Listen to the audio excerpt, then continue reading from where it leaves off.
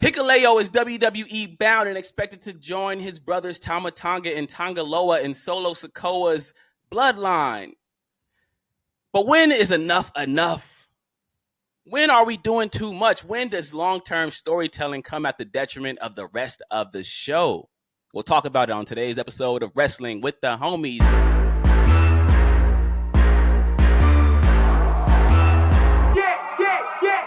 If you don't know me, I go by the name of Qwan. And I got my boy with me. Y'all know him, the coolest man in the world. He got a Kango on today. Hey, Jay Cooley, Cooley. 90s narc vibes, right?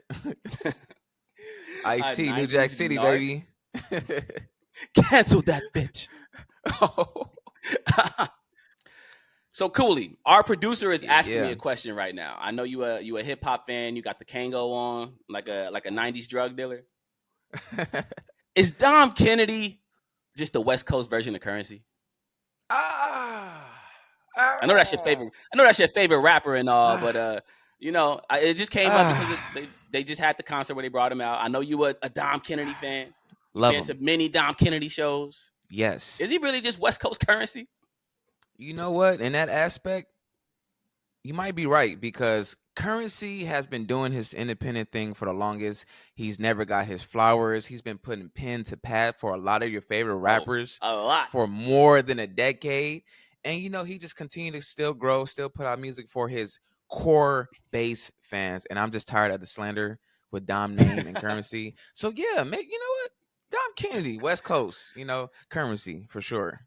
I love how you turn that into a positive because I feel like the West Coast version of Currency was really just a diss. It was really just taking a shot at him, but you really turned that into you spun that around like, yo, yeah, he is Currency, because he's been putting the pen to the pad and he what are we doing? Look, man, Dom, he raps about his city, his fans, and party vibes. It's all a vibe. And if you're not from LA, you wouldn't understand. And I'm tired of the slander. I will be going to this concert in September. Don't nobody slander Dom. The only people that slander Dom is in our group chat. Some of the homies just don't dig Dom for some reason. They feel like he rap a little slow. And, it is what it is. I like Dom. I've always been a Dom fan. Has his music changed over the years? Yes, I will say. After 2013, 2014, it became a little different. Did it change for the better though? Did it change for the better or for the worse? I don't know. I'm not biased. That said it all. That said it all. That said it all right there. That said a lot. Hey man, I'll never forget when I actually met Dom on Fig. He was with Chip, his son, and I met him twice in one day, which was weird. Like I met him at Denny's, and then I met him at like California Pizza Chick. Like I was like, what's going on? Like, is this? Should we make a song together or something? Hey, there we go. Let's up. Dom Kennedy featuring Jay Cooley. Kings of LA. Let's get into it. I'll come out of retirement. Let's get into it. Let's get to it. Anyway, how you feeling today, man? As we were coming live on air, Joe Biden stepped down, bro. Like, what? Oh. Whoa. Unless I read that wrong, I think Joe Biden is out of the running. Like, it really wow. We're getting like as we were counting down the clock to go live, I saw the notification. So I don't know what that means, but the world is Simpsons, bro. I predicted this. Cool. We getting Kamala or Hillary? Oh, brother. It's going to be Hillary. Let's just be honest. It's going to be Hillary, and it's not going to be great, but it is what it is. Hillary Clinton versus Donald Trump again. It's funny. It's funny that Hillary and Donald Trump are probably going to be running for presidency again because that was the same election that we saw when the Bloodline storyline started. Whoa. And it's still going. It's still going. Cooley, I got a question for you, man. Let's talk about it. Are you a fan of the Fast and the Furious? Yes, the first two was like my favorites. Man. It was a good franchise. It was a good franchise. So why only the first two?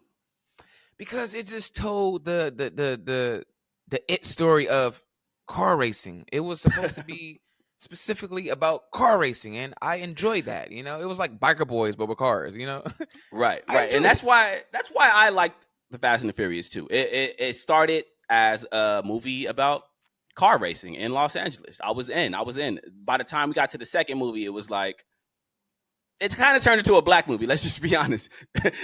John Singleton directed that one, if I'm not mistaken, or was it F. Oh Gary Gray? no, F. Gary Gary. It was F. Gary. So Yeah. it kind of turned into a black movie. Paul Walker joined the Crips. He was saying "cut" the whole movie, and we had Ejectocito and Tyrese. But I was digging it. It was still kind of on the side of the car racing. And then the third one, we got to Tokyo with it. Lil Bow Wow popped up with a bunch of Asians, and kind of was what it was. By the time we got to like the 5th, the 6th, the 7th, the 8th, car racing was gone. Fast and the Furious was now just a Marvel movie with cars. It was Iron Man with Lamborghinis, bro. It was Captain America with Porsches. That's pretty much what Fast and the Furious now. So it's like, how did we start with a movie about car racing and end up in the MCU pretty much? How? It just, they ran out of material. Right. Like the new version of this story don't even resemble what it once resembled. And I'm only bringing that up because former New Japan Pro Wrestling star Hikuleo has officially joined WWE, according to Sean Ross Sapp. An internal hiring freeze kept him out of WWE in 2023, but it appears that Hikuleo is finally set to make his WWE debut, adding fuel to Solo Sikoa's Bloodline. Now, look, I'm a Bloodline fan, bro. I was a fan of the original 3. I was a fan when they added Sami Zayn. I was a fan when Jay departed. I was definitely a fan when The Rock joined the Bloodline. And I'm still a fan of the Tongans and Jacob Fatu. But Cooley, how much longer can we do this? How much longer can we do this? Look, man, at this point, the Bloodline feel like a Chris Brown album. It might sound good, but we didn't need 42 songs. We were good after the first 16. 24 might be a stretch, but 42, now we just doing a lot. This storyline began in 2021, but the seeds were planted in 2020. That's 4 years. Cooley, that's 4 years. We ran through a pandemic and 2 elections, and this storyline is still going. Betty White died, and the Bloodline storyline is still going. Kanye West got divorced and married again, and this Bloodline storyline is still going. LeBron James' son started high school when this storyline began. He is now in the NBA, and the Bloodline story is still going. I'm enjoying it, but at some point, this shit got to end, bro. Wow. I know Triple H loves long-term storytelling, but goddamn, dog. Don't get me wrong. I'm still fully invested. I'm sure when Roman Reigns returns and comes back for his crown, we gonna pop, we gonna cheer. It's gonna be exciting. I'm sure this is all leading to The Rock versus Roman Reigns at WrestleMania, and if it's in if it takes place in Vegas next year, we will be in the audience for sure. But I've also been around long enough to know where the NWO went wrong. You see, the NWO stuck around for way too long. They kept adding member after member after member after member until eventually what was once the hottest faction in professional wrestling just became a figment of our imaginations. It became something that didn't resemble what it used to be. And right now, that's the same situation we're in with the Bloodline. I see Solo Sikoa, Tama Tonga, Tonga Loa, and now we're adding Hikuleo. Fam, how much is too much? I know Rikishi is a cream pie demon. I know Rikishi don't believe in condoms. He got about 30 more Bloodline members lined up inside of him right now. But at some point, we got to end this storyline. We need a climax. Cooley, talk to me, man. Is the long-term storytelling of this storyline coming at the detriment of the rest of the show? No. And I want to ask you a question before I get into, my little spiel. What's up? How long is long for you? Because NWO was only 5 years. Only 5 years? It was 5 years. The NWO went 3 years too long, bro. It was 5 years. The NWO went 3 years too long. And the Bloodline not even at that 5-year mark. We are approaching about 4 months away from 5 years, bro. Like, what are you saying? We're only in the 4th inning. It's 9 innings in a baseball game, man. We not done. So you want this to go on for 9 years? As long as it makes me happy, as long as I get to see Roman Reigns dominate one of the most, important wrestlers of this generation, yes, I love it. I'm sorry. Like, I wish during the Attitude Era we could experience this with Stone Cold, but a neck injury, it robbed us of that. I wish we could have seen that. But, we're not in this short-term game anymore, man. Long-term is chef's kiss. I'm sorry. you know. And as far as NWO, yes, they went too long. It took Way too five long. limousines. It took 5 limousines to bring all the NWO to the ring at each show. But at Right. the same time, they weren't related. So what was the actual story? It was just villains just adding people to It's kind of different in the Bloodline. Bloodline is family related, man. It's family So we related. got villain Samoans just adding people. That's what this is. This is just a group Yes, of villain Samoans adding people every other month. It's like, what are we yes, doing here? What are we and doing here? and we're about to get Bloodline versus Bloodline. Oh, So that's you're gonna be tuned obviously into where that. this is going. That's obviously where Yeah, this is going. But is the new version of Roman Reigns' bloodline really the bloodline when you think about it? Because it's like, this is a whole different ball game. Roman Reigns is gonna come back as a babyface. He's gonna be smiling. The crowd is gonna be cheering. They're gonna love him. Jey Uso is running around saying yeet over and over. How can we take this group serious at this point, bro? Like how? And they're gonna go in what what's that? Not the chamber, but the Survivor Series. Survivor Series. I'm blanking on the match. which one? Help me out. Help me out. Survivor Series. The match they're doing at Survivor Series every year now with the 2 rings, the cage, War Games. War Oh, Games. War Games. War So Games. I blanked out So too. that's probably where this is headed. This is going to be War Games, Bloodline versus Bloodline. Do we really take Solo serious? Do we really think that Solo's Bloodline is going to defeat the original Bloodline? We don't. We don't. As long as you got that Simone blood running through your veins, this story is not it's not ending. I'm sorry, pal. I'm sorry to break it to you. It's not going to end. And when Roman comes back, we're going to be in the 4th inning because the 3rd inning was last year, right? Like Paul Apparently. Heyman said. Yeah. So, we got a long way to go. We got a long way to go.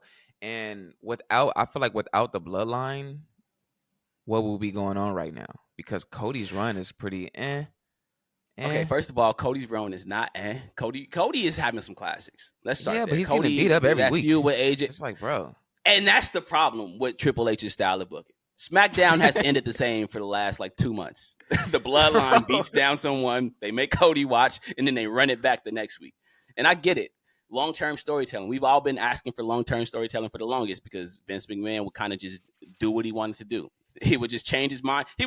Vince McMahon was infamous for ripping up scripts before the show and just rewriting the show as they went. So long-term storytelling was kind of needed in a sense. But at this point, are we doing too much long-term storytelling? Because think about it this way. You mentioned Stone Cold Steve Austin, right? Yes. Right? So imagine in 1998 when Stone Cold Steve Austin got hot and he became Austin 316.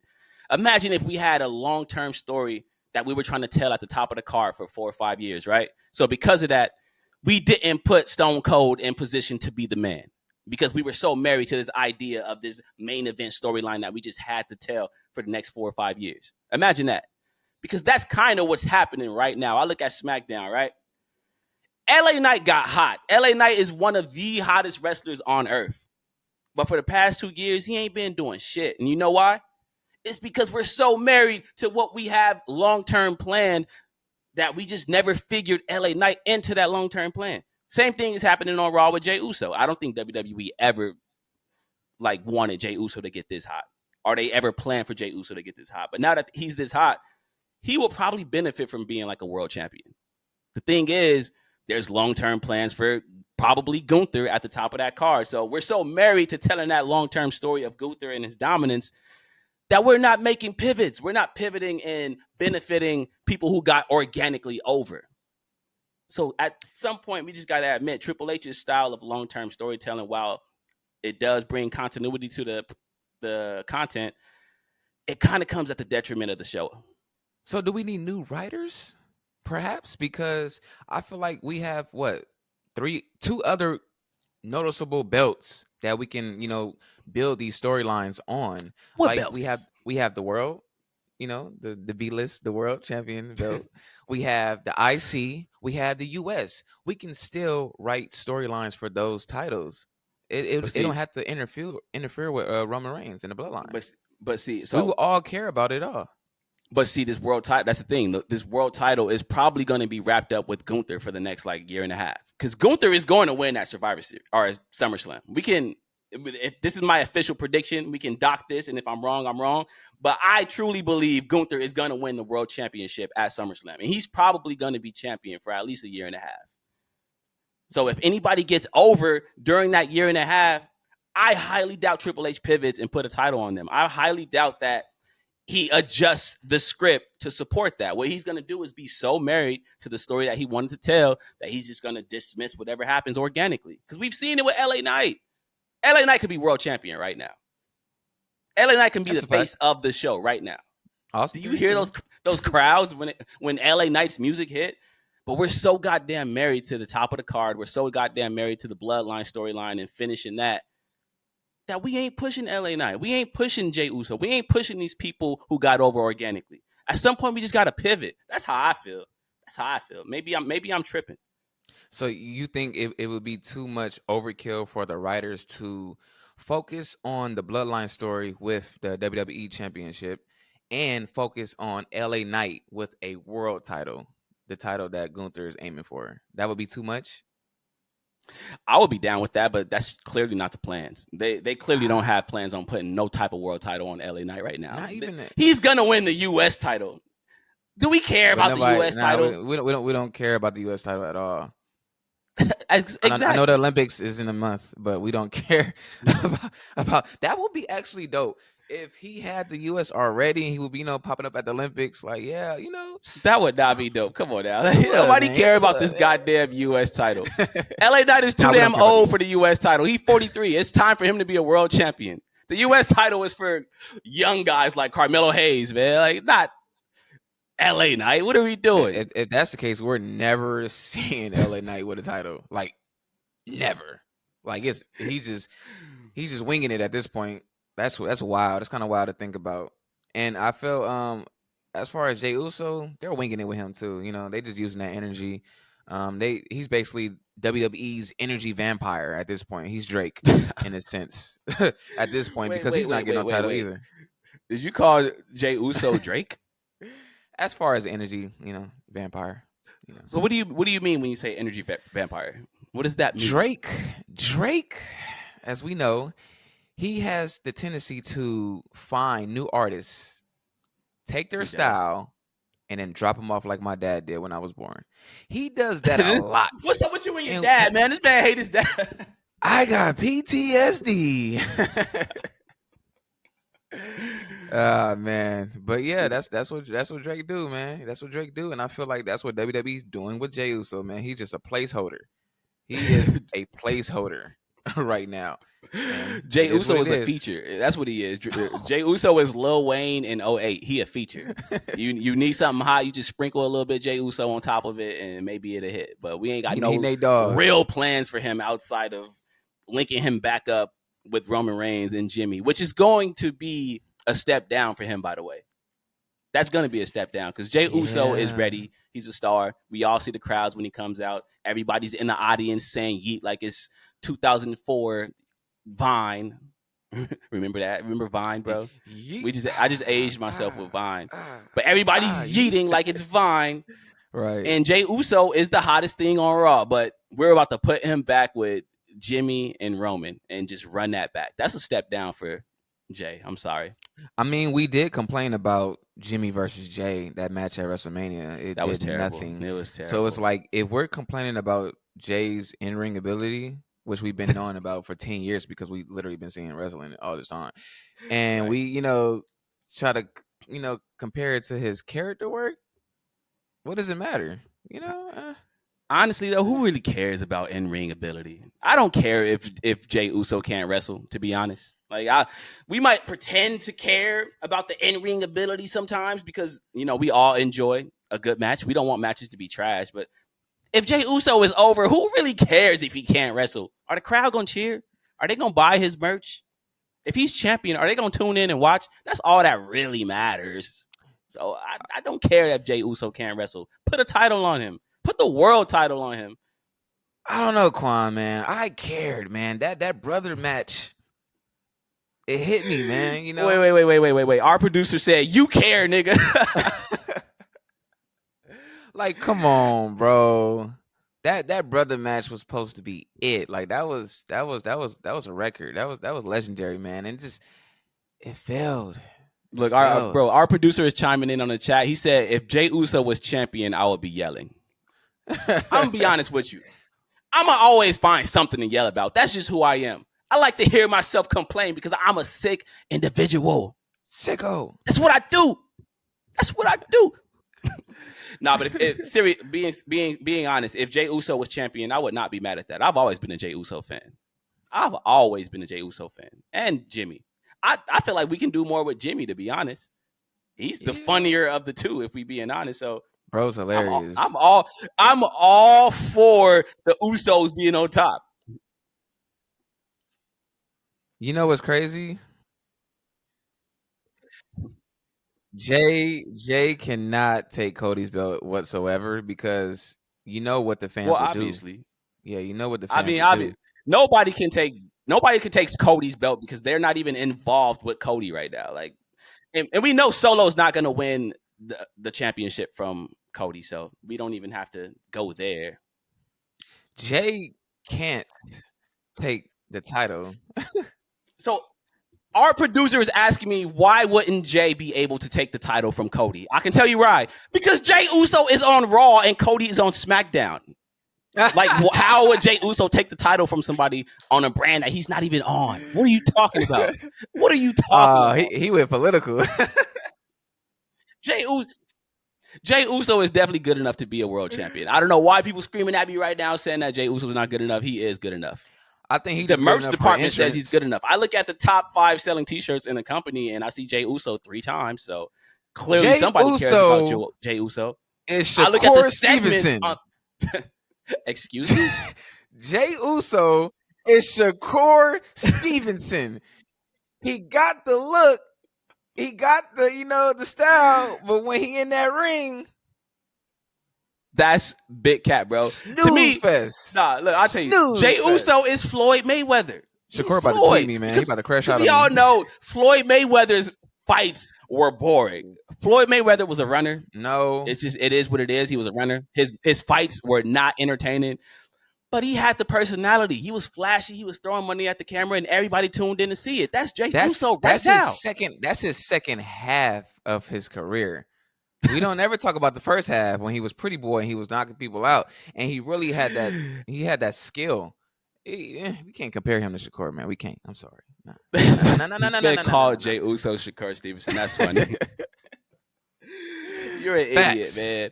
All I'm saying, bro, this Bloodline storyline is feeling like The Simpsons right now. It's been on TV for 30 seasons. We liked it in the beginning. We still tune in because it's entertaining, but it's like, how much further can we go? Do we really need 10 more seasons of The Simpsons? Do we really need 10 more seasons of The Simpsons? The Bloodline fell off like The Simpsons, like J. Cole said. And shout out to J. Cole, by the way. Before I got to bring that back, man. I owe J. Cole an apology because I said some things about J. Cole on his podcast when he apologized to Kendrick, and it kind of did numbers on TikTok and Instagram. Like, people were replying. It kind of spread like wildfire, low key. And I'm not proud of that moment because now that this beef between Kendrick and Drake is over, I can totally understand why J. Cole dropped out of that. J. Cole clearly just wanted to have competitive raps with Kendrick Lamar. Like, he wanted to keep it on wax and be competitive and just battle. That wasn't the energy that Kendrick had for Drake. That was definitely not the energy that Kendrick had for Drake. So yeah, I completely understand why. I feel like if he still would have with that K-Dot, it wouldn't have been personal. It just would have literally been rap beef, though. It just got personal because Kendrick hates Drake. And Drake mentioned his wife. So, of course, it got personal. So, that's different. That's true. I feel like, Cole, at the end of the day, this is rap, son. And you was saying you the best for the past 5 years. You was calling them out, and you dropped this, and then you ran, man. You ran like Red after he got his chain took, man. Oh no! Like, Schoolboy Q said, "You want some of this too, old man?" And J. Cole said, like, "Come on, bro." No, like, it wasn't personal. It was rap. Kendrick was not about to make it personal with Cole, bro. I don't know. I don't know. Because Cole not the type of person to stoop that low and mention the person's wife like Drake would, because Drake is a Cole. Yeah, but look. But J. Cole He was. also saw the reception that he was getting online. Like I'm sure J. Cole saw fans like co-signing him and trying to say that Kendrick Lamar was weak and his albums was trash and the Pimp a Butterfly was boring and all that. And I'm sure that just didn't sit right in J. Cole's heart. Because to me, J. Cole is like a modern day Bob Marley. J. Cole is all about the peace. J. Cole is all about showing love. J. Cole is all about just, keeping the culture moving forward. And unfortunately, a beef don't really fit into that. I know J. Cole raps. He's really good at rapping, so sometimes he gets a little boastful on these records and he claims to be the best and all that. But let's just be real. J. Cole's purpose is higher than that. J. Cole's purpose is a lot higher than keeping beef going. So I understand why J. Cole dropped out of the beef. Mm. Look, man, I love J. Cole at the end of the day. I still was listening to his tape, but at the end of the day, rap is rap, brother. Rap is rap. And I have not went back to Might Delete Later since that apology. I don't think I've listened to a single song from that project. I'm gonna run it back. I'm gonna run that back today. I'm gonna run that back today. The one with Daylight and Absol is like, yeah, I think it was called Pie. Bro, I think it was called Pie, and it was super ill. It's beautiful, man. I'm gonna run that back for sure. But anyways, love how we went off on this random J. Cole tangent. But yeah, man, the Bloodline is looking like it's going too long, bro. It's NWO Part 2. It's The Walking Dead. Unfortunately, it's the anonymous Raw GM. Remember that? Remember the anonymous Raw GM? The storyline that they just ran for like 2 years and it ended up being Hornswoggle. That's what this is right now. Hey, man, I love it because I had to deal with having things for weeks or even a year and having it being cut, and I miss it. So I'm enjoying this Bloodline go as long as it possibly can. We had Hollywood Rock for a year. Right. And after that it was gone. And I was like, bro, I need this. And it was too late. We had Shawn Michaels turn heel for just a few weeks, and it was beautiful. It created the Icon versus Legend for SummerSlam, and they could have still, add on to that, but they didn't. So it's like, I'm enjoying this, man. I love it. And keep it going. I feel you. Bro. Keep it going. Roman Reigns got like 4 kids. Solo Sikoa got like 7 kids. Jacob Fatu got like 12 kids. This Bloodline storyline might go on for like 30 years, bro. Love it. Rikishi still got 17 kids that we haven't heard of yet. I just saw some dude named Tamiko Fatu. Who the hell is Tamiko Fatu? Where are these kids coming from? Bruh, this is going to be what... what's the movie we just saw with Zac Efron? I'm blacking out. Iron Claw? It will be just, it's modern day Von Erich. Yeah, man. Keep it going. But they deeper than the Von Erich, bro. The Bloodline is deeper than the Wu-Tang Clan at this point. We got enough NOI family members to start our own promotion, bro. We can have a whole WWE with just all people that's related to the Samoan Bloodline at this point. That's how many of them there are. Rikishi ain't never heard of a condom. Rikishi don't believe in safe sex because that man is going raw in everything. This Slaughterhouse in 05, baby. Yeah, that was insane. That was insane. Shout out to Rikishi, Big Kishi, man. Remember that? Remember Rikishi's, hold on, before we get out of here, I just got to bring this up, man. Remember Rikishi's red leather sweatsuits? Bro. I think it was called Kishi wear. Yo, them suits was hot. Rikishi got to drop those. They were like... You got to re-drop those. They were like Averex for fat people. Like, we got to bring them back, bro. Yeah, man. Those are fire. But shout out to Rikishi, man. Good times, man. I want to hear the people at home, man. How do y'all feel about this Bloodline storyline? Are we going way too far with this? Are we doing too much with this Bloodline storyline? Is it time to end this on a high note? Or should we just go on forever and ever and ever? Comment below. Let us know how you feel about that.